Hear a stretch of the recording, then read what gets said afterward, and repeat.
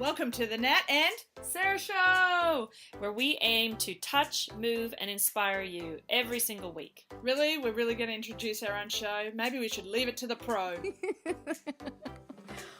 Oh my gosh. Okay, 1 second, ladies. Here we go.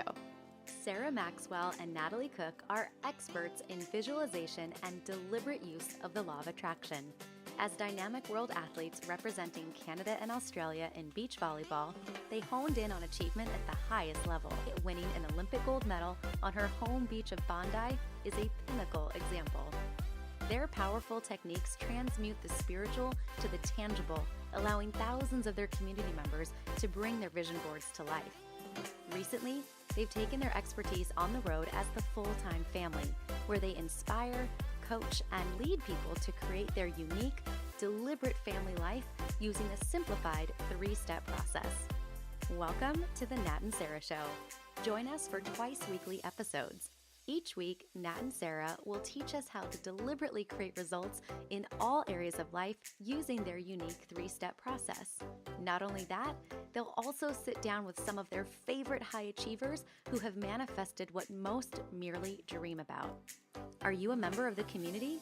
Go to bit.ly/The Nat and Sarah Show to download your 3-step journal to follow along with each workshop-style teaching episode and get ready to take action on your inspirations.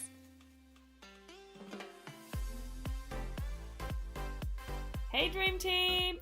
In today's episode, we are really going to bring this all together. We are going to wrap it all up in a parcel for you. We have been through the pre-step, which was dream time. And we spoke about giving yourself the time to dream and even bring back some of the dreams you might have squashed or pushed away. The conversation continued with Irene Miller. How awesome was that? We went into our first step, create your new life story, and making sure that you see it in your life, you see yourself in the picture, and you write and construct the story you want for your life. We spoke to Rob Nixon about that, and the conversation continued with him, and now he has reinvented himself over and over for his success. Step number 2, we called Act As If, and Sarah and I got into Controversial. Got into a little I bit won. about what we should call that, and clearly she won because I wanted Fake It Till You Make It. And then the conversation continued with Kathy Coover, and she knocked Fake It Till You Make It on its head.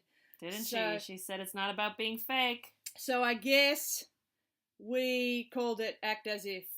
And then we went into step number 3, which is mapping, planning, creating the how-to, but not just a one-dimensional piece of paper, but really immersing yourself in it and surrounding yourself with this full map, making it come to life. And when the conversation continued on mapping with Steve Anderson, he really introduced this idea of alignment and how there are so many different ways to get to a dream. There's so many different journeys. So it's all about asking yourself, how do you want the journey to be? And introducing that question that you actually are in charge of the quality of your dream journey. I think that was really special. So thank you, Steve Anderson, and our amazing special guests. So there were our 3 steps. Now we had a pre-step. We have to have a post-step. So we want you to know now that all of this doesn't come together without this last ingredient, which Sarah thinks is the glue to this whole process. And we came across this because I went to an accounting conference with actually Rob Nixon, who we've already heard from. And the theme of the conference was this topic. I'm letting you hang on and hang on and hang on. The topic was focus. And if you use it as an acronym, it is follow one course until successful. Now, this doesn't necessarily mean straight line, one course. No, and we really thought about this idea of the airplane. Even when you're in the airplane, you don't always understand this unless you're a pilot or know a pilot. And what I love in speaking with a pilot is this idea that they understand that they're taking off from one airport and landing at another one. But in between, their course is more about course correcting than anything else. And so even though there's turbulence and there's all sorts of mild adjusting steps that we don't know about sitting in the seats. That's right. They're the ones with the map. Right. So that's what today is really about, this adhesive for the 3 steps. Because when we started to think about creating your own story and having the posture and really acting as if, and then being able to map it out, really put the bones or the skeleton behind what you're creating, without focus, all of it gets left behind. And in a way, it becomes just another story in your life of what didn't happen. And I'm just gonna introduce this idea that a lot of people have a history of non-trust with themselves when it comes to dreams and goals. They feel that as they look back on their life, what they actually seem to remember is all the times that they said they were going to do something and it never happened.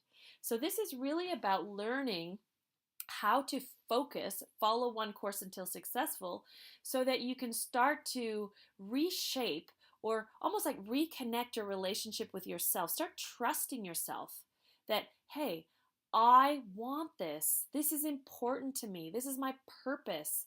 You know, if anyone listened to Irene Miller's conversation about the villa in Tuscany, that relationship she had with herself and the fact that that was going to come to pass. I mean, she planted Italian trees in Perth, Australia.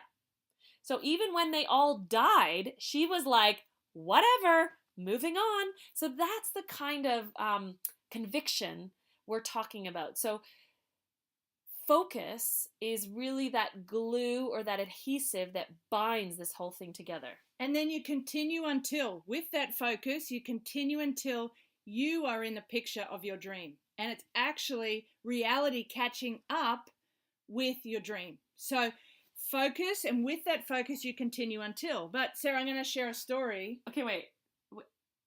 What story are you going to share? My volleyball. No. Hold on. We need to share something.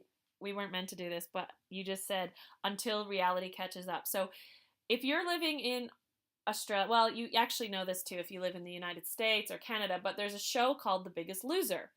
And Nat was asked, along with her beach volleyball partner, to be a guest. So Nat wasn't there to lose the weight.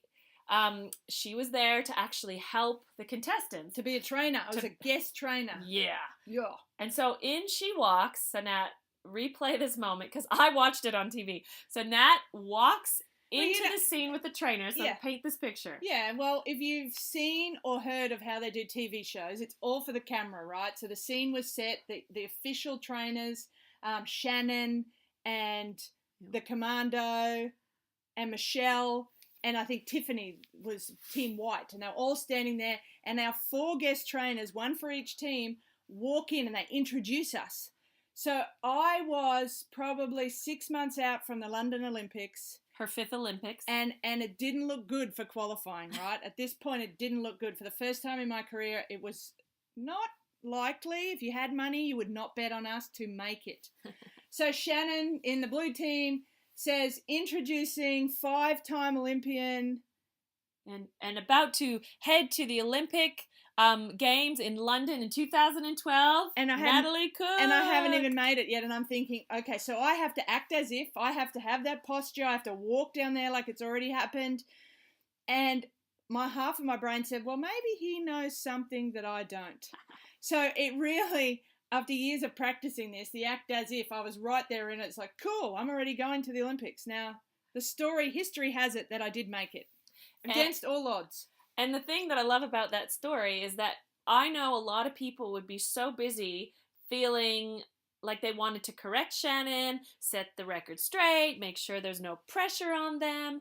Nat was getting messages of congratulations for qualifying for London, and she really held her posture and really demonstrated these steps, acting as if and waiting for her picture to be in the London paraphernalia. And guess what? It was. However, there's a moment that we have to stand in courage, isn't there? Yeah. And I, we use the word fake. I felt a little bit fake at that time. I was a little bit scared. I was like, oh my Lord, what happens if it doesn't happen? All of that flashes through your head.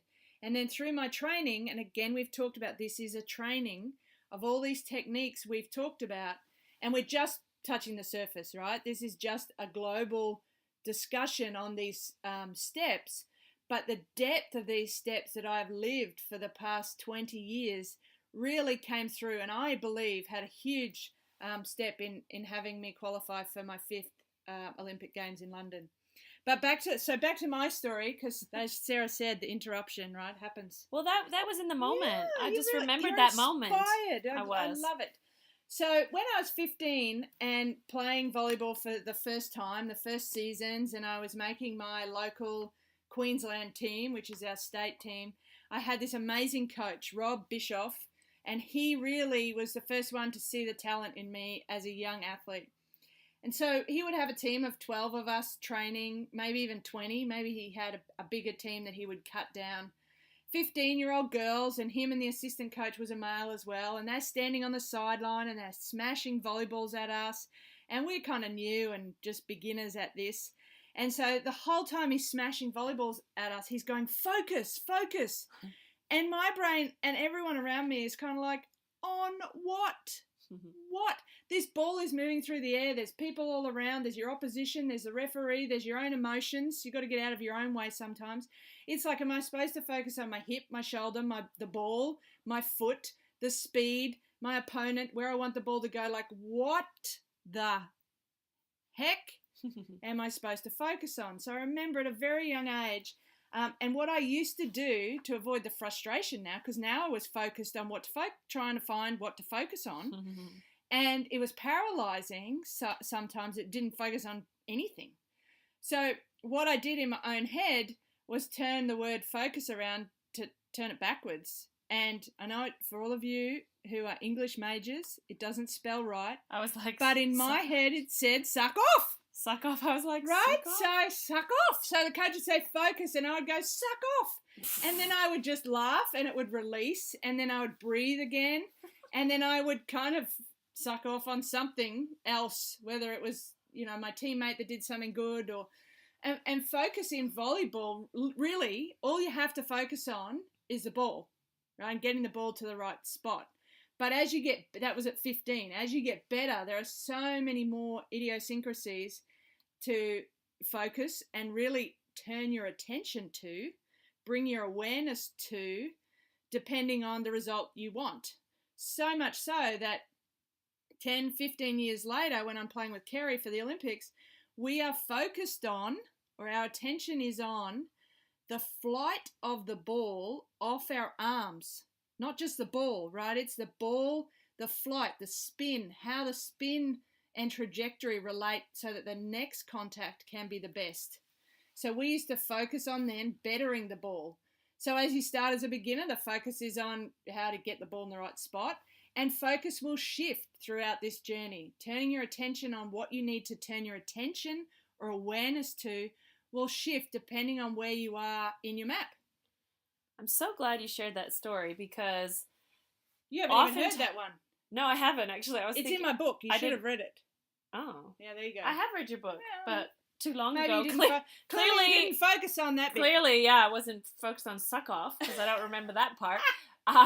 But the thing that you brought up is that often, especially when we're young, we're yelling at kids to focus or concentrate, but we don't tell them how to do it. And that's what we really want to get into today, is really thinking about, if this is so important, this glue, this adhesive, well, how the heck do you do it? And so much so that now, when you said focus on the ball, later in life, when you had your gold medal winning coach, Steve Anderson, come in the picture, he had you train without the ball because it was the great distractor. So isn't that ironic? Boom, that's huge. So we will be asking, when the conversation continues with our monk friend, Dan Dapani, he will really be covering off some of these ideas about focus and how you do it. Because when I think about it, focus in my life, and how have I trained it, and how have I actually fine-tuned it, I truly believe that it was a difference between me being an amateur and a professional. And this was, in sport, I so recognized that my skill wasn't in the height. I didn't have the same skill as a lot of my opponents from different countries. And I so remember warming up in one of my very first events. I think I was in Japan playing France, And this team gets up to the net and they are just smashing the ball. And me and my beach volleyball partner are smaller than everybody else. And, we're doing our thing, but it's not looking good for us. And let's just say they won the warm-up. Thank goodness that's not when they count the points. And after we won that match, I remember thinking, how the heck did we do that? And then as I looked around, I noticed that the difference between people that were struggling and those that were winning was focus and concentration and amount of time, like how long you could string that together. Because some people could focus and concentrate for a couple points. Then it's like their mind just went adrift for a little bit. It was like their minds were on something else, and then you could score a whole bunch of points against them, and next thing they look up and the score line is in your favor. It's like people don't even know what happened. So I quickly realized that focus was going to be something that could be my asset, because I definitely didn't have some of the physical height. I didn't have some of the other things, so I needed to work on the things I could control. So one of the ways I did that was I began a yoga practice. And I remember living in Adelaide and rocking up to this yoga studio by myself, and it was always, for me, the most interesting poses were the balance poses. And there's a very common one called the tree pose, and I often thought that it was about the shape of my body, but I soon came to realize that that pose was all about focus and concentration, which to me was the breath. So the more that I found a stable, stationary point somewhere off in the distance, so my eye line was looking at a point, and in yoga they call it your drishti point. I have no idea how to write that. In my notes I tried to write drishti, but I don't know how to write it. So anyways, for all you yogis out there, your drishti point. And as I looked for that drishti, it was like another limb. It was like, instead of holding on to a pole, it was like my gaze was holding on to that spot, and it stabilized me. I could see, I remember this is so funny. You see people all around you falling over, tripping, like, what's the word? Like almost shaking a little bit. And I can see that in my peripheral vision, but my point of focus is so clear, and I am like anchored into that spot. My body, my breath in and out, and my core is like anchored there as if it's another limb on my body to that wall where I'm focused. So this was a clear training mechanism for how do I bring my awareness back? Because sometimes I would see somebody falling, and even though I wasn't looking at them, my attention would go over there and I would feel a little bit off balance. I'd start to lean, and then I'd have to course correct, and I'd have to get back into position, realize that my awareness had come off that point. And it doesn't even matter what you're looking at, it's where your awareness is.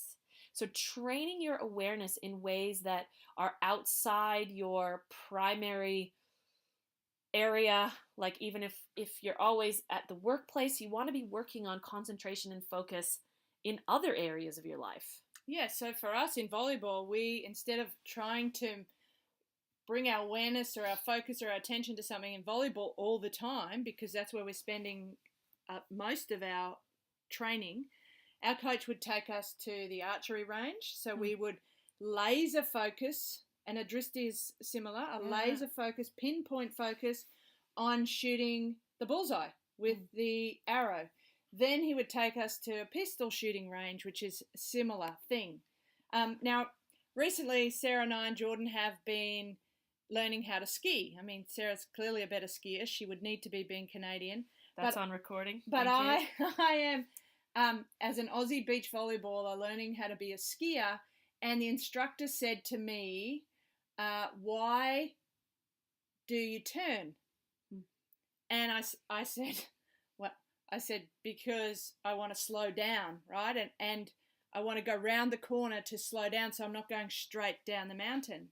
And where do I look when I turn, right? And my concentration or awareness had to turn to the other side of the mountain, rather than me as a beginner. Guess where my concentration and awareness was before I had a lesson? On my skis and on the snow, because that's where I was worried I was going to end up. But as soon as he had me hold my chest high, now talk about posture, and tall, which is a tree pose too, funny how they all work together, and look, gaze, and turn my attention to the other side of the mountain, funnily enough, my skis and body would go there as well. So it is crucial that we keep our eye on this drishti, whatever we choose, which for me is our dream, right? So the drishti point can be the dream, and you keep that solid. And it doesn't mean you're not going to wobble in the wind on a tree pose. It doesn't mean like a flight, a pilot, your course is going to not change direction. It will. But the drishti focus point continues to stay on the dream. And if you think what you're saying, that is such a good point about, I love that the dream is that focal point, because in a way, physics say that the body actually never comes to rest. You're constantly making little adjustments. And what I think occurs is that initially when you're trying to balance, you fall over. So these are very big, macro, gross movements.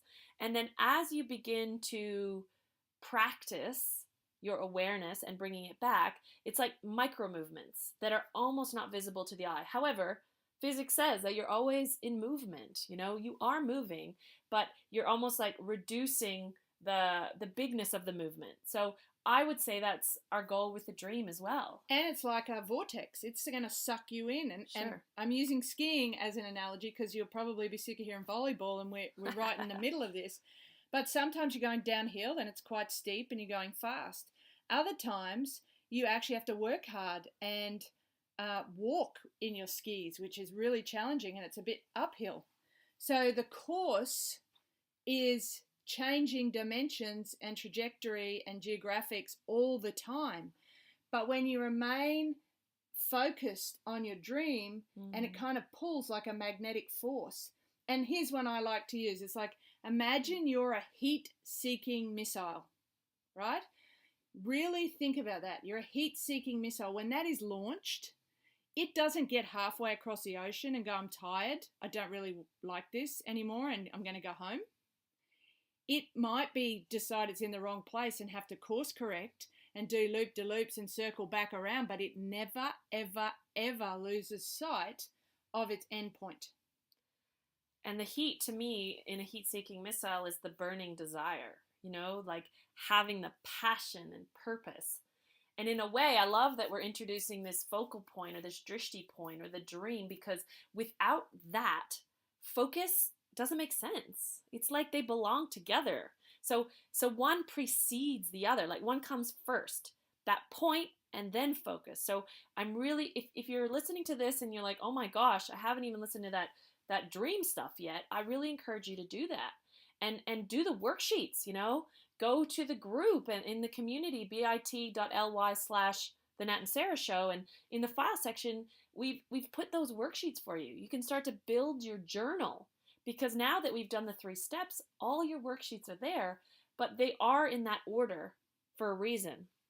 So, and after this episode, after Dandapani, when the conversation continues, you will have your full journal that you will be able to continue to evolve as your focus shifts. And the other part, Sarah, that's really crucial is the paradox here. People, over my career, people have wondered why I've focused on the dream, which is the gold medal, right? There's this process versus outcome focus. And the paradox I love here is that I always kept the drishti of the dream of the Olympic gold medal, whilst bringing my attention and awareness and focus to the actions, the daily actions or the tasks at hand, like making contact with the volleyball when I do a dig, right? That's technical. But that's whilst maintaining my drishti on the dream. So there's always this, I say you're never balanced, you're always balancing. You're never focused, you're focusing, and you're bringing your attention in, and you just, depending on where you are in the phase of you achieving your dream, is to where your attention or awareness has to flow, right? Because Dandapani, hopefully he'll talk about, and we know Dandapani quite well, hopefully he will talk about where your energy goes is where your awareness goes, energy flows. Energy flows. So let's see if will he bring that up, do you think? Well, I'm sure, because that's from his guru. So So the thing, like I just realized, back it up just a second here, because I we need to, I think, include the word meditation here, because the definition of meditation is focusing on one singular thing. I'm sure Dandapani will clarify that even further, but this idea that focusing on one singular thing, a lot of people assume that meditation is about breathing, but that is just one, the breath is one singular thing to focus on. You could focus on something else singularly. So meditation is a beautiful way of training the mind, just like a muscle. So training the mind to stay on course. And I love this book I read years ago called Turning the Mind into an Ally. The title is so good because the mind is powerful, but it can be powerful against you, for or against. So how do you make it your ally? How do you get it in alignment with what you're doing? So that book, by the way, is written, this author's, the name is Sakyong Mipham. Sorry if I've butchered that. But he says, here's a quote from him about the book. So many of us are slaves to our minds. Our mind is our worst enemy. We try to focus and our mind wanders off. We try to keep stress at bay, but anxiety keeps us awake at night. We try to be good to the people we love, but then we forget them and put ourselves first. And when we want to change our life, we dive into spiritual practice and expect quick results, only to lose focus after the honeymoon is worn off. We return to our state of bewilderment. We're left feeling helpless and discouraged.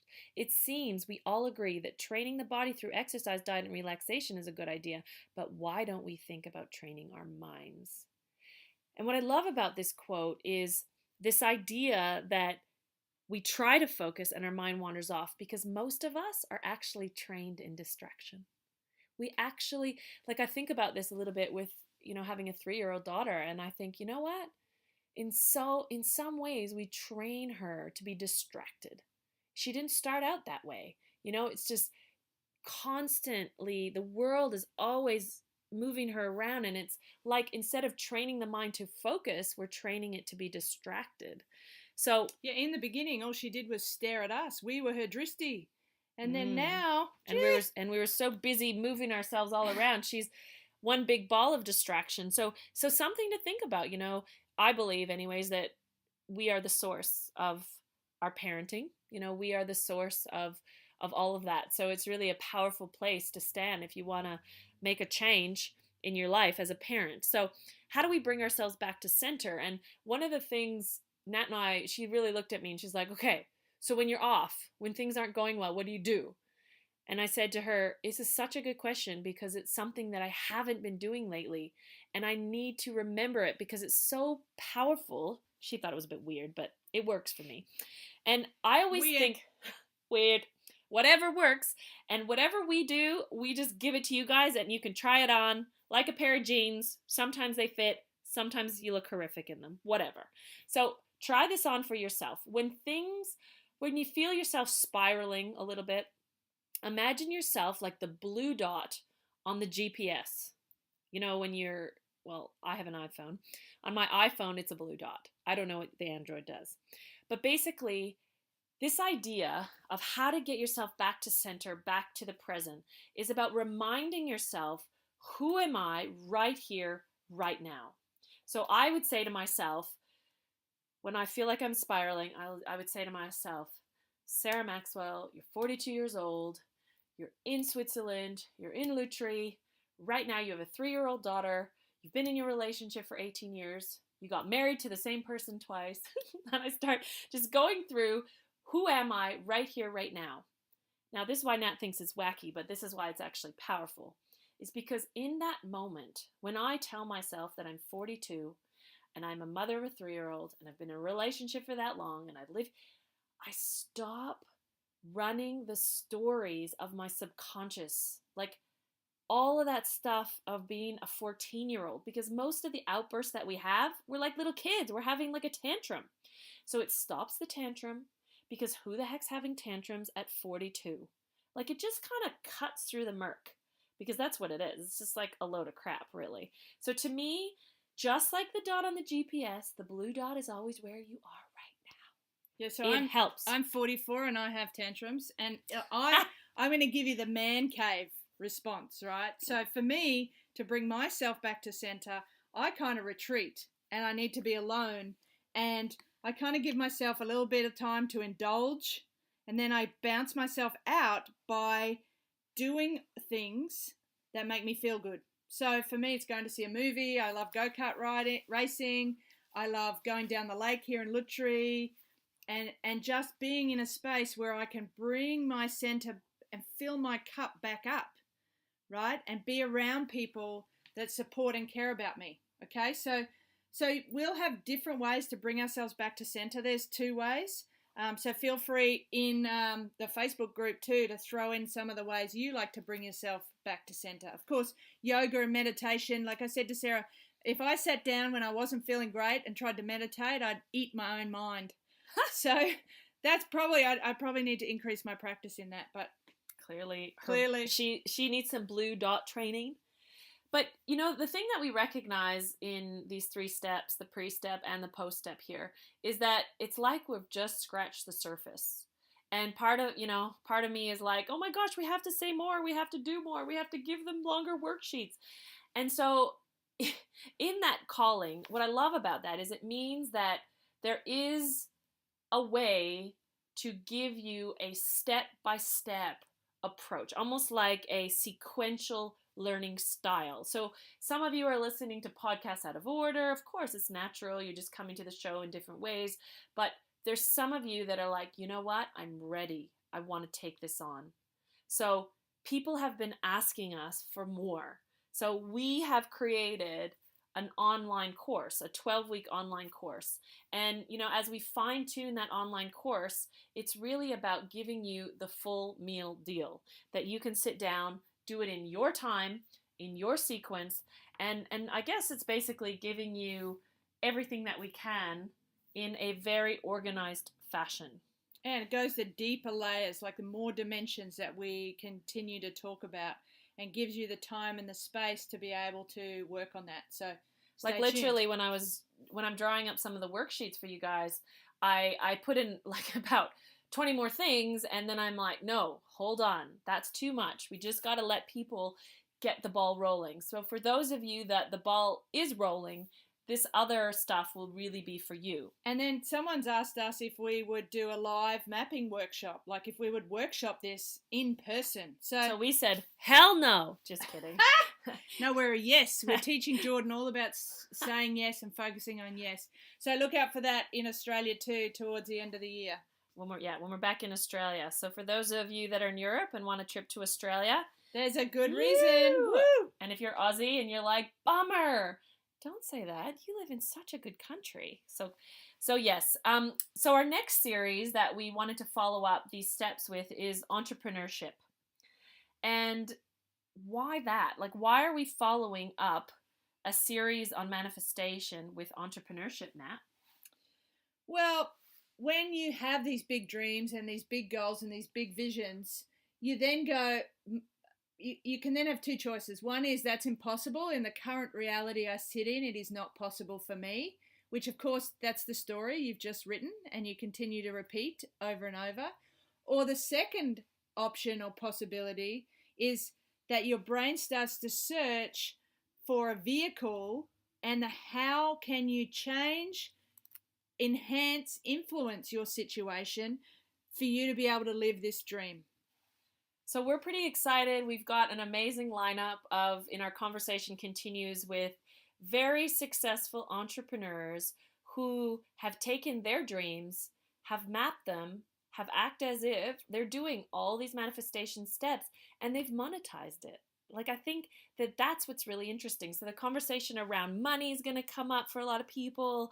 And so that's what we're excited about. We just want to face that head on and really open that up, crack it open, because we feel that a lot of people have this umbrella up. And it means that, you know, it's raining. And in this example, the rain is like financial abundance. It wants to rain on you. But with this umbrella up, there's a little bit of a block.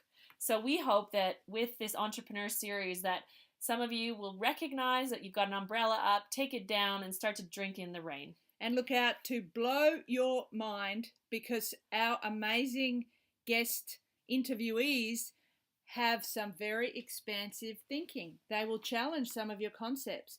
They'll be out there. They'll stretch your mind. And a mind stretched cannot return to its original shape.